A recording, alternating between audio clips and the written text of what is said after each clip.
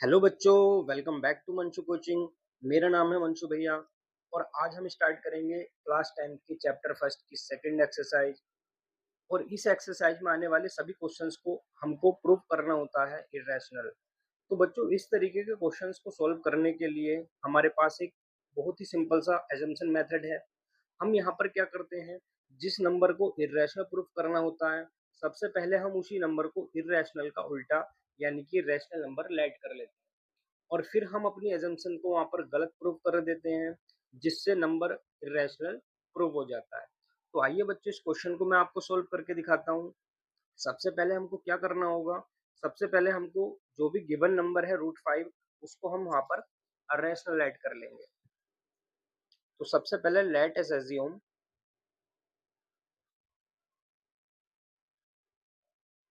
√5 is a rational number. √5 is a rational number.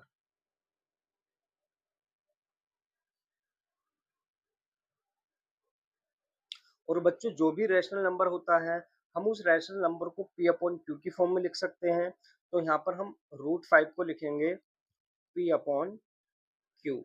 But यहाँ पर बच्चों एक बात है कि जो p अपॉन क्यू है, ये सभी या ये दोनों नंबर्स को प्राइम नंबर यहाँ पर होंगे। तो यहाँ पर हम लिख देंगे p एंड q आर को प्राइम नंबर्स। तो बच्चों, को प्राइम नंबर जैसे कि आप जानते होंगे, को प्राइम नंबर वो सभी नंबर्स होते हैं जिनका कोई भी कॉमन फैक्टर नहीं होता, या फिर ऐसा कह सकते हैं जिनका कॉमन फैक्टर ओनली 1 होता है। तो यहाँ पर हमने लेट कर लिया पी एंड क्यू आर को प्राइम नंबर्स। अब हमको यहाँ पर क्या करना है, फर्स्ट इक्वेशन का यहाँ पर हम बोथ साइड स्क्वायर करेंगे। तो स्क्वायरिंग बोथ साइड्स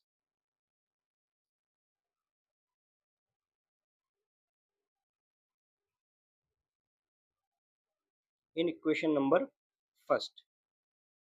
तो यहाँ पर हम √5 और p अपॉन क्यू का स्क्वायर कर देते हैं दोनों साइड में। तो ये हो जाएगा √5 का square is equals to p upon q का होल स्क्वायर।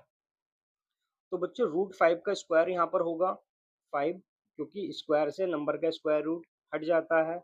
और यहाँ पर ये हो जाएगा p square upon Q square. अब बच्चों यहाँ पर हम क्या करते हैं, क्यू स्क्वायर की वैल्यू फाइंड करते हैं। तो क्यू स्क्वायर हमको मिलेगा यहाँ पर p square upon 5।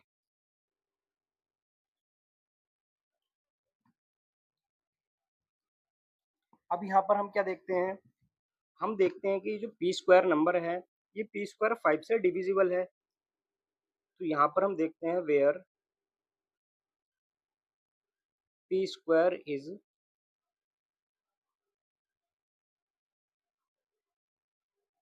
Divisible by 5। सो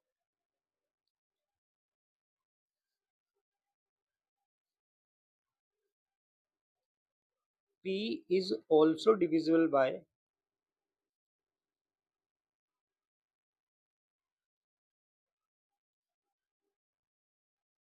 5। बच्चों, इस लाइन का यहाँ पर मतलब है, जैसा कि आप समझिए कि अगर कहीं पर मान लीजिए 3 का स्क्वायर 9 लिखा है, अगर 9 यहाँ पर 3 से डिविजिबल है, जो कि 3 टाइम कैंसिल आउट हो सकता है, तो इस 9 का जो स्क्वायर रूट होगा यानी कि 3, वो भी 3 से डिविजिबल होगा।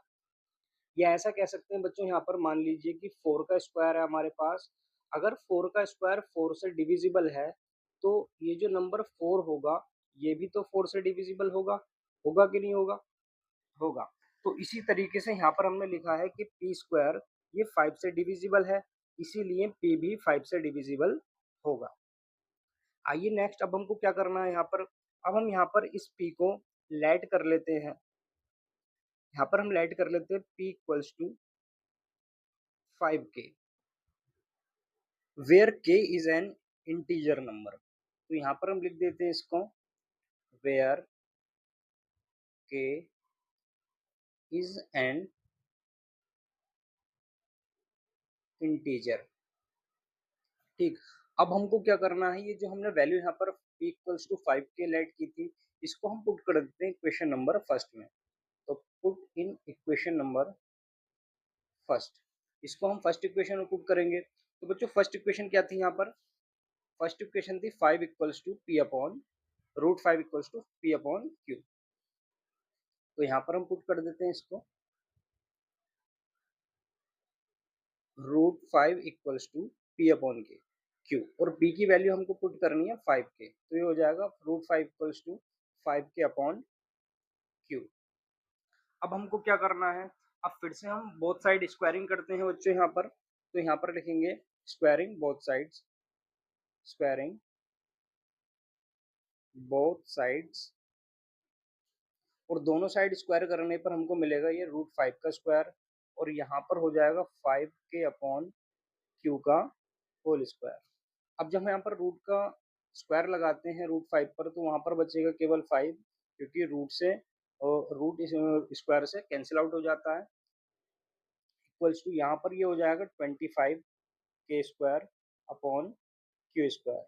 अब बच्चों यहाँ से हम फाइंड करते हैं के स्क्वायर की वैल्यू। तो के स्क्वायर की वैल्यू क्या मिलेगी यहाँ से हमको? ये होगा 5 q square, 5 q square is equals to 25 k square, और के स्क्वायर की वैल्यू फाइंड करने के लिए ये हो जाएगा 5 q square upon 25 is equals to k square. यहाँ पर हम कैंसिल आउट करेंगे 5 से 25 को, 5 5 से 25, तो यहाँ से हमको के स्क्वायर की वैल्यू मिलेगी k square equals to q square upon 5। अब बच्चों सेम लाइन जो हमने ऊपर लिखी थी यहाँ पर, वही यहाँ पर हम कॉपी पेस्ट करते हैं। जैसे ऊपर हमने लिखा था Q square is divisible by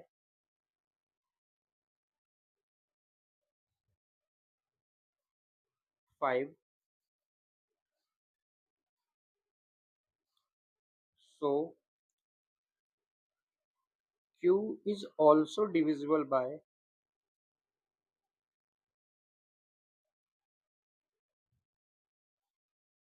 5। अगर बच्चों यहाँ पर ये क्यू स्क्वायर 5 से डिविजिबल होगा, तो क्यू भी यहाँ पर 5 से डिविजिबल होगा। बच्चों यहाँ से हमने प्रूव कर दिया है कि P and Q, P comma Q are divisible by 5।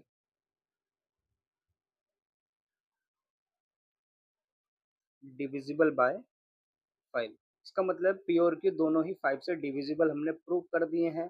But बच्चों यहाँ पर क्वेश्चन के स्टार्टिंग में हमने लेट किया था कि पी एंड क्यू आर को प्राइम नंबर्स। को प्राइम नंबर्स वो नंबर्स होते हैं जो किसी भी सेम नंबर से डिवाइड नहीं होते, उनका कोई भी कॉमन फैक्टर नहीं होता है 1 के अलावा। लेकिन हमने यहाँ पर प्रूव किया है कि उन दोनों का एक कॉमन फैक्टर 5 है, जिससे कि ये दोनों डिविजिबल हैं।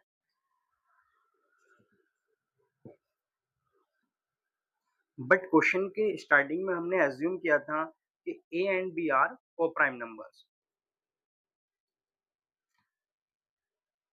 We assume that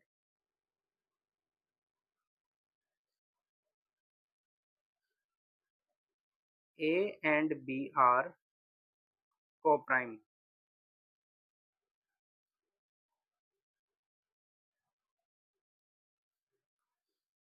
but A and B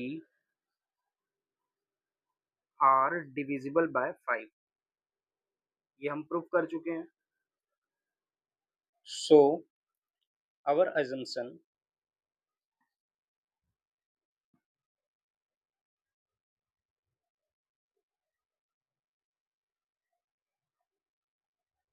that A and B are co-prime is wrong. Hence, we can say that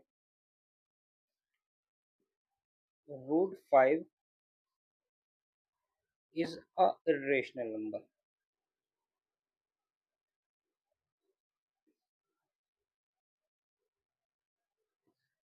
तो बच्चों इस तरीके के जो भी क्वेश्चंस आपको मिलेंगे, जहाँ पर रूट 5 के साथ रूट या तो रूट 3 भी हो सकता है या रूट 7 भी हो सकता है या फिर कभी-कभी हमको क्वेश्चन में रूट p भी दे दिया जाता है।